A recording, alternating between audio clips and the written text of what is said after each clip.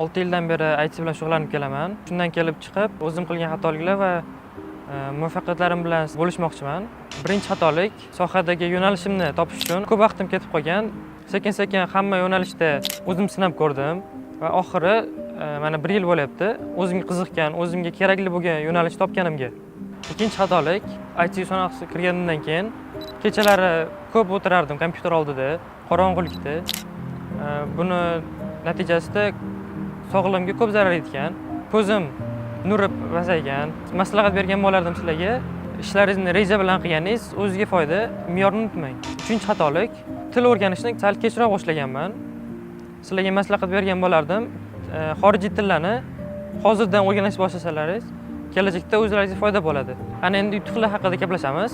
Birinchi yutug'im hozirda o'yin yaratish yo'nalishidaman. Ba'zi bir o'yinlarda serverlarim bor. Serverlarim kundalik xarajatlarim qoplashga yetadi hozirda. Ikkinchi yutuq, ko'p loyihalarda qatnashganman. Bulardan eng asosiysi 1 million bir dasturchi.